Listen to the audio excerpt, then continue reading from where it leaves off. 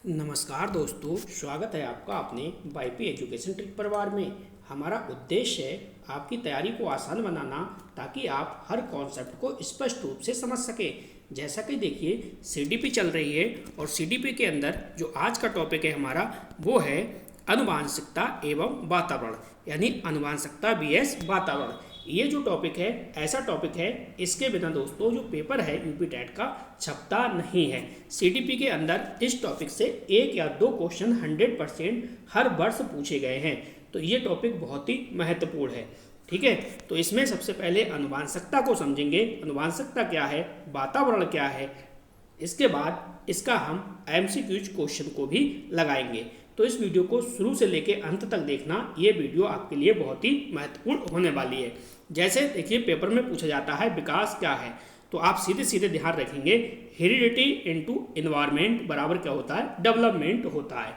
पूरी बात आपको समझनी है, वीडियो को अच्छे से देखना है, वीडियो आपको लाइक करनी है और वीडियो को शेयर भी करना है। चलिए बिना किसी देरी के करते हैं वीडियो को स्टार्ट। तो चलिए हमारा टॉपिक आज का स्टार्ट हो चुका है।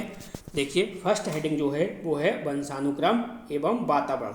ये टॉपिक बहुत ही इम्पोर्टेंट है। इस टॉपिक को शुरू से लेके अंत तक अवश्य देखिएगा, बीच में वीडियो को स्किप मत कीजिएगा, समझो ध्यान से। कह रहा है कि बच्चे का जो विकास है वो केवल जन्मजात नहीं होता। यहाँ पे लिखा है देखो, केवल जन्मजात नहीं होता। अगर आ जाए पेपर में, ये लाइन आ जाए पेपर में कि बच्चे का विकास केवल जन्मजात होता है, तो जी नहीं, कि बच्चे का विकास जन्मजात नहीं होता है, देख के ही आपको तुरंत हटा देना है। बल्कि कैसे होता है, बल्कि आसपास का वातावरण भी उतना ही महत्वपूर्ण है। यहाँ पे देखो वुडवर्थ का सूत्र, जो वुडवर्थ है वो क्या कहते हैं, वुडवर्थ कहते हैं देखिए बच्चे का जो विकास होता है यानी डेवलपमेंट बराबर होता है हेरिडिटी इनटू क्या है आपका इन्वायरमेंट, यानी बच्चे का जो विकास है वो आनुवांशिकता और वातावरण का क्या है गुणात्मक रूप है। ये आपको ध्यान रखनी है, हेरिडिटी आपको ध्यान रखना है और इन्वायरमेंट आपको ध्यान रखना है, दोनों का गुणात्मक रूप है, ये आपको ध्यान रखना है। अगर किसी भी क्वेश्चन के अंदर सिर्फ आनुवंशिकता आए तो वो आपका गलत होगा, या फिर सिर्फ वातावरण आए तो भी वो गलत होगा। जहाँ पे आनुवंशिकता और वातावरण दोनों वाला ऑप्शन हो, वही ऑप्शन 100% सही होगा। इस बात को आपको ध्यान में रखना है। चलिए पॉइंट को ध्यान से समझिएगा, मतलब समझो, यदि बच्चे को अच्छे गुण विरासत में मिले हों लेकिन वातावरण खराब हो तो विकास जो है पूरा नहीं होगा। आपने क्या समझा, आपने समझा यदि बच्चे को जो गुण हैं, अच्छे गुण हैं, वो उसे विरासत में मिले हों यानी माता पिता से मिले हों, लेकिन जो वातावरण अगर आपके घर का खराब है तो जो बच्चा है, बच्चे का पूर्ण विकास नहीं होगा। आपने अच्छे से समझना है, ठीक है। और यदि वातावरण अच्छा है, अगर वातावरण अच्छा है और जन्मजात क्षमता जो है कमजोर है, तब भी दोस्तों वो विकास है पूर्ण रूप से नहीं होगा। तो विकास है क्या, तो विकास जो है वो आपका आनुवांशिकता और क्या है, आनुवांशिकता और जो वातावरण है इसका संयुक्त रूप है। ठीक है, इसका गुणात्मक रूप है यानी संयुक्त रूप है। देखिए इसलिए विकास जो है दोनों के संयुक्त प्रभाव से होता है। इस वीडियो को शुरू से लेकर अंत तक आप जरूर देखना। अगर आप संस्कृत की तैयारी करना चाहते हैं तो संस्कृत की ग्रामर मैंने बिल्कुल A to Z ट्रिक के माध्यम से कराई है, आप प्ले लिस्ट पे जाके एक एक वीडियो को देख सकते हैं। चलिए अगली स्लाइड पे चलते हैं। चलो अगली स्लाइड को आप ध्यान से समझो। स्लाइड क्या कह रही है, देखो यहाँ पे हेडिंग है आनुवांशिकता यानी हेरिडिटी। तो इसका अर्थ क्या है, अर्थ समझो। सबसे पहले देखो, माता पिता से बच्चों में गुणों का स्थानांतरण होना क्या है, आनुवांशिकता कहलाता है। यही परिभाषा आपने आज तक पढ़ी होगी और यही परिभाषा है। क्या है कि माता पिता से बच्चों में गुणों का जो स्थानांतरण होता है वो आनुवांशिकता कहलाता है। जैसा कि आपने पढ़ा था कि एक पीढ़ी से दूसरे पीढ़ी में गुणों का स्थानांतरण होना क्या कहलाता है, आनुवांशिकता कहलाता है। एग्जाम्पल में समझो, जैसे रंग, यानी जो बच्चा है बच्चे का रंग अपने माता पिता के अनुसार होगा, या फिर ऊंचाई, जैसे माता पिता की ऊंचाई होगी वैसे ही बच्चे की ऊंचाई होगी। चेहरे की बनावट वो भी माता पिता के अकॉर्डिंग होगी, और बुद्धि ये भी, और कुछ जो है वो स्वभाव भी होगा। तो यहाँ पे ये जो सारे पॉइंट मैं आपको बता रहा हूँ, ये सारे के सारे बहुत इंपॉर्टेंट पॉइंट हैं, सीधे सीधे पेपर में बनेंगे। तो चलिए अगला पॉइंट देखिए, अगली स्लाइड क्या है, अगली स्लाइड इसको ध्यान से समझो। यहाँ से भी क्वेश्चन जो है यूपी टेट में एक बार बन चुका है। क्वेश्चन क्या कह रहा है, देखो, जब गर्भधारण के समय की बात हो रही है, जब बच्चा गर्भधारण करता है, ठीक है, गर्भ में होता है, गर्भधारण के समय की बात हो रही है, तो जो पिता होते हैं, पिता के गुणसूत्र, पिता हैं, पिता के जो शुक्राणु हैं उसमें 23 क्रोमोसोम होते हैं। कितने होते हैं? 23 क्रोमोसोम होते हैं। इसी प्रकार से जो माता है, माता के अंडाणु में भी कितने क्रोमोसोम होते हैं? 23 क्रोमोसोम होते हैं। दोनों मिला के क्या होता है? 46 क्रोमोसोम होते हैं, यानी 23 जो है वो जोड़े होते हैं। क्लियर? यहीं से बच्चे के गुण निर्धारित होने शुरू हो जाते हैं। यहीं से क्या होता है? बच्चे के गुण निर्धारित होना क्या हो जाता है? शुरू हो जाता है। तो ये स्लाइड आपके लिए बहुत ही महत्वपूर्ण है, इसको आप नोट अवश्य करिएगा। चलिए बढ़ते हैं आगे। वीडियो को ध्यान से देखना, तभी जो क्वेश्चन आंसर हैं वो तभी आपसे बनेंगे। देखो यहाँ पे समझो क्वेश्चन क्या कह रहा है, हेडिंग क्या है? हेडिंग है जीन्स और क्रोमोसोम। क्या है? जीन्स और क्रोमोसोम। तो समझो क्या कह रहा है। देखो जो क्रोमोसोम होता है, जो क्रोमोसोम होता है वो, क्रोमोसोम को हिंदी में बोलते हैं गुणसूत्र। जो क्रोमोसोम होता है वो धागे जैसी संरचना होता है, गुण के वाहक, ठीक है। जीन्स जो है वो आनुवंशिकता की सबसे छोटी इकाई है। ये पेपर में पूछा जा सकता है कि जीन क्या है, तो आप बोलोगे आनुवंशिकता की सबसे छोटी इकाई जो है वो जीन है, ठीक है। जो आनुवंशिकता की छोटी इकाई क्या है? जीन है। ये गुणों को संग्रहित रखते हैं। आसान भाषा में समझो, क्रोमोसोम बराबर क्या समझो? डिब्बा समझो। जीन बराबर है उस डिब्बे के अंदर रखा गुण। ठीक, ये स्लाइड भी आपको अच्छे से समझ में आई होगी। ठीक, ऐसे ही आपको बिल्कुल सरल भाषा में, सिंपल वे में समझाया जाएगा, बस आपको अंत तक देखना है। अब यहाँ पे समझो आनुवंशिकता है, आनुवंशिकता की अवधारणा। तो आनुवंशिकता की अवधारणा समझो। देखो यहाँ पे क्या है? जेनेटिक्स है, ठीक है, यानी अनुवांशिकी। क्या है? अनुवांशिकी। तो देखो ये क्या है? जैन शब्द, ग्रीक भाषा के जैन शब्द से बना है, जिसका अर्थ क्या है? इसका अर्थ है उत्पन्न होना, वृद्धि करना, या फिर वृद्धि करना, ठीक है। नेक्स्ट देखिए जेनेटिक्स का प्रयोग। अगर हम जेनेटिक्स का प्रयोग की बात करें कि प्रयोग इसका किसने किया है, तो वो है विलियम बेटसन ने 1905 में। ये आपको ध्यान रखना है, ये इस फैक्ट को आप डबल स्टार लगा लो, बहुत ही अच्छा पॉइंट है, ठीक है। नेक्स्ट है अनुवांशिकी के जनक। तो ये भी पेपर में पूछा जा सकता है, आप ये बताओ अनुवांशिकी के जनक कौन है? तो वो है ग्रेगर जॉन मेंडेल। इन्होंने मटर के पौधे पर प्रयोग करके वंशानुक्रम के नियम बताए हैं। यहाँ तक आपकी समझ में आ गया होगा। चलिए आगे चलते हैं। अब यहाँ पे समझो जेम्स ड्रेवर की परिभाषा। जेम्स ड्रेवर की परिभाषा क्या है, थोड़ा सा ध्यान दीजिए।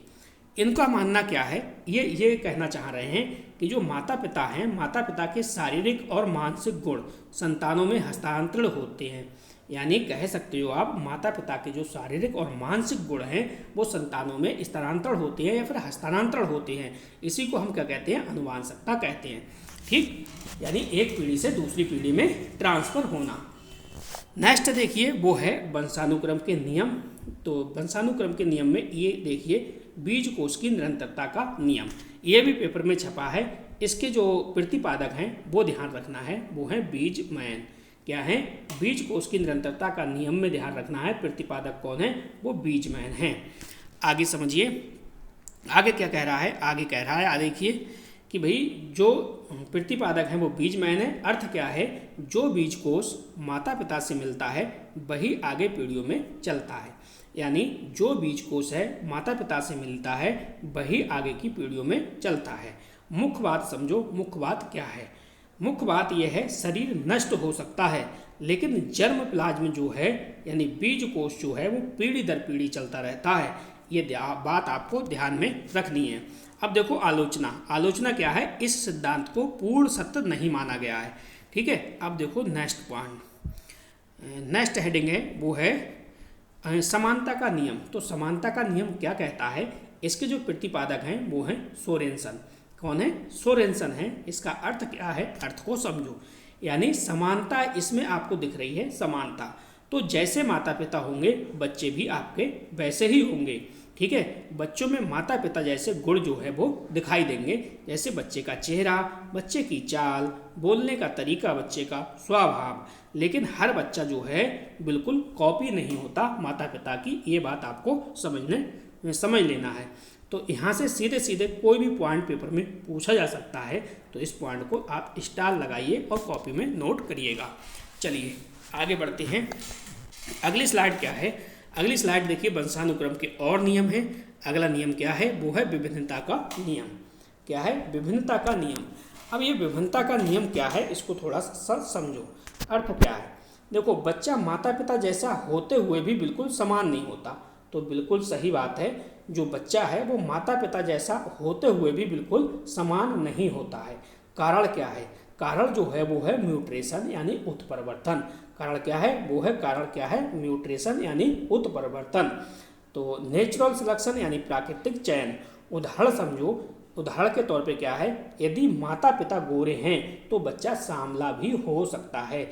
यह जरूरी नहीं है कि माता पिता गोरे हैं तो बच्चा भी गोरा हो। चलो अगली स्लाइड पे लेके आपको चलते हैं। अब देखिए, ये है आपका अगला नियम। अगला नियम क्या है? ये आपका प्रत्यागमन का नियम है। आप ये पढ़ रहे हो वंशानुक्रम के नियम, तो ये प्रत्यागमन का नियम है। प्रत्यागमन का नियम क्या कह रहा है, इसको थोड़ा सा समझिए। इसके पहले अर्थ को समझो। अर्थ क्या है? अर्थ है कभी कभी बच्चे जो है माता पिता के विपरीत गुण वाले पाए जाते हैं, यानी माता पिता के विपरीत जाना क्या है? ये प्रत्यागमन का नियम है।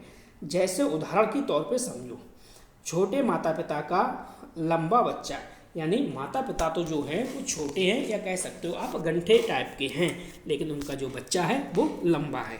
नेक्स्ट है शांत माता पिता का बहुत चंचल बच्चा। जैसे माता पिता हो सकता है बच्चे के शांत हों, ठीक है, लेकिन बच्चा जो है वो बहुत चंचल है। तो यही क्या है? प्रत्यागमन का नियम है। प्रत्यागमन का नियम ये कहता है कि कभी कभी बच्चे में माता पिता के जो है वो विपरीत गुण पाए जाते हैं। तो चलिए आगे की ओर। अगला जो नियम है वो है प्रकृति का नियम। अब प्रकृति का नियम क्या है, इसके बारे में थोड़ा सा समझो। प्रकृति का नियम और इसके अर्थ को समझिएगा। देखिए, प्रकृति अत्यधिक विशेषता को कम करके सामान्य बनाए रखने की कोशिश करती है। प्रकृति क्या करती है? प्रकृति अत्यधिक विशेषता को कम करके सामान्यता बनाए रखने की कोशिश करती है, विशेषता को कम करके। अब उदाहरण के तौर पे समझो, मान लो बहुत अधिक बुद्धिमान जो लोग होते हैं वो बहुत कम होते हैं, लेकिन सामान्य आईक्यू वाले लोग जो होते हैं वो अधिक होते हैं। तो प्रकृति का नियम क्या है कि प्रकृति अत्यधिक विशेषता को कम करके सामान्य बनाए रखने की क्या है वो कोशिश करती है। चलिए आगे बढ़ते हैं अगली स्लाइड पर। अगली जो स्लाइड है हमारी वो है अर्जित गुणों के संक्रमण का नियम। अब देखिए यहाँ पे समझिएगा, अर्जित गुणों के संक्रमण का नियम क्या कहता है ये नियम। तो इसके अर्थ को सबसे पहले समझिएगा। तो देखो यहाँ पे लिखा गया है कि माता पिता द्वारा अर्जित गुण जो है वो बच्चों में चले जाते हैं, यानी जो माता पिता जो गुणों को अर्जित करते हैं वही गुण जो है वो बच्चों में चले जाते हैं। इसके जो प्रतिपादक हैं वो कौन है? वो है जे.बी. लैमार्क। कौन है? जे.बी. लैमार्क। तो अर्जित गुणों के संक्रमण का नियम क्या कहता है कि माता पिता द्वारा अर्जित गुण जो है वो बच्चों में चले जाते हैं। जैसे उदाहरण के तौर पे आप ये समझो कि जिराफ है, जिराफ ने गर्दन जो है वो लंबी की, इसलिए आने वाली पीढ़ी की गर्दन जो है वो लंबी हुई, इसका जो विरोध किया वो किया है विलियम मैकडूगल ने इसका विरोध किया है। उन्होंने चूहे पर प्रयोग करके कहा कि अर्जित गुण हमेशा संतानों में नहीं जाते, यानी जो अर्जित गुण हैं वो हमेशा संतानों में नहीं जाते। तो उम्मीद करता हूँ ये स्लाइड भी आपके समझ में आ गई होगी। चलिए आगे कुछ और प्रभाव हैं उनको समझिएगा। अब देखो, ये है बालक पर वंशानुक्रम का प्रभाव। जैसे अगर हम बात करें जैसे मूल शक्तियों पर प्रभाव, तो मूल शक्तियों पर प्रभाव कैसे? देखो, जन्मजात क्षमता पर असर पड़ता है। दूसरा जो है वो है शारीरिक लक्षणों पर प्रभाव। तो शारीरिक लक्षणों पर कैसे? रंग, ऊंचाई, आँख आदि। नेक्स्ट देखिए प्रजाति की श्रेष्ठता। तो क्या है? कुछ गुण जो है वो पीढ़ियों से चलते हैं। नेक्स्ट है व्यावसायिक योग्यता, यानी कुछ जो परिवार होते हैं उनमें एक ही प्रकार का कौशल जो है वो अधिक देखने को मिलता है। चलिए, वीडियो को लाइक नहीं करा, वीडियो को लाइक करिए और वीडियो की लिंक को अपने सभी दोस्तों में शेयर करिएगा। अगर आपको साइकोलॉजी पढ़नी है, मनोविज्ञान पढ़नी है, तो आपके लिए मैंने टॉप साइकोलॉजी नाम से प्लेलिस्ट बना दी है। उस प्लेलिस्ट से एक एक वीडियो को देखिएगा। चलिए, चरित्र पर प्रभाव क्या है? देखो, स्वभाव और व्यवहार में असर है। महानता पर प्रभाव किस प्रकार से पड़ेगा? तो कुछ महान व्यक्तियों के परिवारों में प्रतिभा जो है वो अधिक दिखती है। बुद्धि पर प्रभाव, तो बुद्धि पर आनुवंशिकता का महत्वपूर्ण प्रभाव माना गया है। ठीक है, तो इसके बिना दोस्तों पेपर नहीं छपेगा। यहाँ से बार बार क्वेश्चन पेपर में बनता है। अब यहाँ पे समझो वातावरण। वातावरण का अर्थ क्या है? सबसे पहले आपको ये समझना पड़ेगा। देखो, जीन को छोड़कर वे सभी चीज़ें जो व्यक्ति को प्रभावित करती हैं वातावरण कहलाती हैं। यानी जीन को छोड़कर वे सभी चीज़ें जो व्यक्ति को प्रभावित करती हैं वातावरण कहलाती हैं। जैसे परिवार हो गया, परिवार, विद्यालय, समाज, मित्र, पुस्तकें, मोबाइल। मोबाइल के बाद क्या है? देखिए, संस्कृति। ठीक है दोस्तों, ये स्लाइड जो है आपकी बहुत ही महत्वपूर्ण है। इसका स्क्रीनशॉट लीजिए और कॉपी में नोट कीजिएगा।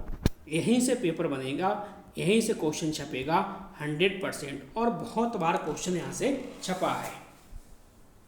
ठीक है, तो आपको ध्यान रखना है कि जीन को छोड़कर वे सभी चीज़ें जो व्यक्ति को प्रभावित करती हैं वातावरण कहलाती हैं। जैसे परिवार हो गया, विद्यालय, समाज, मित्र, पुस्तकें, मोबाइल और संस्कृति। उम्मीद करता हूँ ये स्लाइड भी आपकी समझ में आई होगी। चलिए, अगली स्लाइड को समझिएगा। अगली स्लाइड पे क्या है? देखो, वैज्ञानिक है बोरिंग, लैंगफील्ड एवं बेल्ड। तो ये क्या कहते हैं? इनके अनुसार क्या है? जन्म से मृत्यु तक व्यक्ति जिन प्रभावों को ग्रहण करता है वही वातावरण है। यानी इन्होंने क्या कहा है? इन्होंने ये परिभाषा दी है कि जन्म से मृत्यु तक व्यक्ति जिन प्रभावों को ग्रहण करता है वही क्या है? वही वातावरण है। अब देखो यहाँ पे वुडवर्थ का सिद्धांत। तो वुडवर्थ का सिद्धांत पहले ही अपने लोग जो है क्लियर कर चुके हैं। क्या है? वो है डेवलपमेंट बराबर हेरिडिटी इनटू एनवायरनमेंट। यानी विकास जो होता है वो आनुवंशिकता और वातावरण का गुणात्मक रूप है। तो इस सूत्र को आप ध्यान रखिएगा। सीधे सीधे दोस्तों 100% गारंटी के साथ कहता हूँ, ये पेपर में छपने वाला क्वेश्चन है। दोनों का संयुक्त प्रभाव आवश्यक है, बालक पर वातावरण का प्रभाव। ठीक है, चलिए अब देखो शारीरिक अंतर पर प्रभाव। यानी शारीरिक अंतर क्या है, यहाँ पे थोड़ा सा समझिएगा। देखो, शारीरिक अंतर पर प्रभाव किस प्रकार से पड़ता है? अलग अलग वातावरण से शरीर में अंतर आता है। जैसे उदाहरण की बात करूँ मैं तो ठंडे और गर्म प्रदेशों के लोगों में अंतर। नेक्स्ट है मानसिक विकास पर प्रभाव। यानी अच्छा वातावरण जो है वो सोच बढ़ाता है, रचनात्मकता बढ़ाता है और शिक्षा में मदद करता है। कौन? अच्छा वातावरण। किसके? बालक के मानसिक विकास पर। चलिए अगली स्लाइड पे चलते हैं। अगली स्लाइड देखिए। नेक्स्ट देखिए, यहाँ पे वो है प्रजाति की श्रेष्ठता पर प्रभाव। यानी प्रजाति की श्रेष्ठता पर प्रभाव। इसमें क्या है? देखो, जो अच्छा वातावरण है, अच्छा वातावरण प्रतिभा को विकसित करता है। जो अच्छा वातावरण होता है वो किसे? प्रतिभा को विकसित करता है। ठीक है, बुद्धि पर प्रभाव। किस पर? बुद्धि पर प्रभाव है। पढ़ाई, पोषण और परिवार जो है वो बुद्धि को प्रभावित करता है। अगली स्लाइड पे आपको लेके चलते हैं। अगली स्लाइड क्या है? देखिए, व्यक्तित्व पर प्रभाव। तो इस स्लाइड को अच्छे से समझिएगा। देखो, व्यक्तित्व पर प्रभाव यानी बच्चे का जो व्यवहार है, व्यवहार और आत्मविश्वास है वो वातावरण से बनता है। यानी व्यक्तित्व का पर प्रभाव क्या है? बच्चे का व्यवहार और आत्मविश्वास जो है वो वातावरण से बनता है। जैसे नेचर वीएस नर्चर। ठीक है, तो नेचर क्या है? नेचर वो है जो जन्म से मिलता है। जैसे आपका व्यवहार क्या है, आपका नेचर कैसा है। ठीक है, तो ये आनुवंशिकता। नेचर क्या है? वो जन्म से मिलता है, यानी बराबर क्या हो गया? आनुवंशिकता।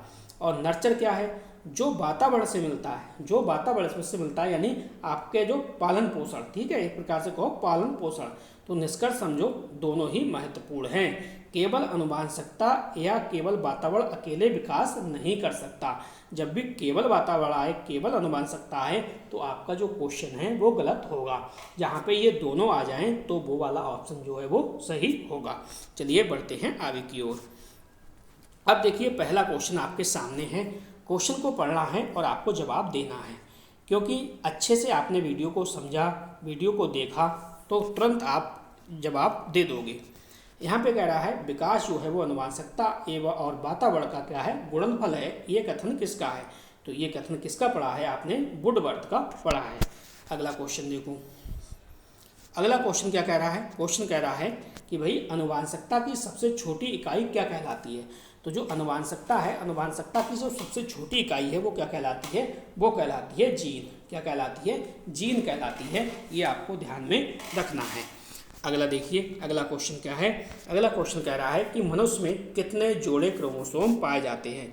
तो अभी आपने पढ़ा है कितने जोड़े क्रोमोसोम पाए जाते हैं, आप कहोगे 23 जोड़े क्रोमोसोम पाए जाते हैं। अगला क्वेश्चन देखो, क्वेश्चन है जेनेटिक्स शब्द का प्रयोग किसने किया? अब देखिए ये भी क्वेश्चन आपको पढ़ाया हुआ है, बताइएगा जेनेटिक्स शब्द का प्रयोग जो है वो किसने किया है? आप कहोगे ये है बेटसन, यानी सी ऑप्शन बिल्कुल सही जवाब है। अगला क्वेश्चन देखो, अनुवांशिकी के जनक कौन हैं? तो आपको पता है अनुवांशिकी के जो जनक हैं वो हैं ग्रेगर जॉन मेंडल। ठीक है, आपको क्वेश्चन इजी लग रहे होंगे, लेकिन दोस्तों इजी है नहीं। ठीक है, क्योंकि एक ही टॉपिक से एक ही क्वेश्चन बनेगा, तो कौन सा क्वेश्चन उठा ले कोई पता नहीं। माता पिता जैसा माता पिता वैसा बालक, ये किस नियम से संबंधित है? तो ये किस नियम से संबंधित है जल्दी से बताइएगा, अभी आपको समझाया गया है। तो ये क्या है? ये समानता का नियम है। ये क्या है दोस्तों? ये समानता का नियम है। अगला क्वेश्चन देखो, क्वेश्चन नंबर 7। क्वेश्चन नंबर 7 क्या कहता है, इसके बारे में थोड़ा सा समझो। निम्न में से कौन सा अर्जित गुणों के संक्रमण के सिद्धांत का प्रतिपादक है? यानी अर्जित गुणों के संक्रमण के सिद्धांत का। तो आप कहोगे अभी हमने पढ़ा है, बिल्कुल क्या पढ़ा है? हमने पढ़ा था लेमार्क, यानी ए ऑप्शन इसका बिल्कुल सही जवाब है। अगला क्वेश्चन कमेंट करके बताना है आपको वीडियो आपको कैसा लग रहा है। क्वेश्चन वही मैं करा रहा हूँ जो सीधे सीधे पेपर में छपेंगे। बीज कोश की निरंतरता का सिद्धांत जो है वो किसने दिया है? ठीक है, बताइएगा। तो आप कहोगे आपने अभी समझा है बीजमैन। ठीक है, क्या है? बीजमैन। चलो आगे बढ़ते हैं। अगला क्वेश्चन देखो, अगला क्वेश्चन है जो माता पिता हैं, बच्चे में माता पिता से भिन्न गुण पाए जाने का नियम क्या कहलाता है? अगर माता पिता से जो है बच्चे में माता पिता से भिन्न गुण हैं तो वो क्या कहलाएगा? वो कहलाएगा विभिन्नता का नियम, यानी सी ऑप्शन इसका बिल्कुल सही जवाब है। अगला क्वेश्चन देखिए, अगला क्वेश्चन क्या कह रहा है? क्वेश्चन कह रहा है देखिए यहाँ पे कि भाई आप ये बताओ निम्न में से कौन सा वातावरण का तत्व जो है वो नहीं है? तो कौन सा वातावरण का तत्व नहीं है ये आपको देखना है। तो वो क्या हो जाएगा? वो जीन होगा, यानी परिवार, विद्यालय और समाज, ये तीनों जो हैं वो वातावरण के ही तत्व हैं, लेकिन जीन नहीं है। ये आपको ध्यान रखना है। जीन क्या है? ये अनुवांशिकता है। ठीक है, पीढ़ी दर पीढ़ी चलने वाला। अगला क्वेश्चन देखो, इस क्वेश्चन को बताओ किसने परिभाषा दी है? ठीक है, और जल्दी से बताइएगा कमेंट करके। चलिए बताइएगा, इसका मैं आपको इसका जो है आपको कमेंट करके आंसर बताना है। 11 नंबर क्वेश्चन का सही जवाब जो है क्या होगा? मैं आपको इसमें 2 ऑप्शन हटा दे रहा हूँ। ठीक है, ये 2 ऑप्शन हटा दे रहा हूँ और 2 ऑप्शन में आपको चॉइस दे रहा हूँ। आप बताइएगा कमेंट करके इसका सही जवाब क्या होगा क्वेश्चन नंबर 11 का। अगला क्वेश्चन देखो, नेचर बीएस नर्चर विवाद में आधुनिक मनोविज्ञान जो है वो किसे मानते हैं? तो बताइएगा किसे मानते हैं? तो आप कहोगे दोनों को मानते हैं। केवल अनुवांशिकता गलत है, केवल वातावरण भी गलत है। तो आज का वीडियो जो है कंप्लीट हुआ। अगर आपको संस्कृत की अच्छे से तैयारी करनी है, प्ले लिस्ट मैंने बना दी है, एक एक वीडियो आपको वहाँ से देखिएगा, सारा मैंने ट्रिक के माध्यम से समझाया हुआ है। तो बस इस वीडियो में इतना ही था। वीडियो देखने के लिए आपका बहुत बहुत धन्यवाद। मिलते हैं नेक्स्ट वीडियो में। Thank you.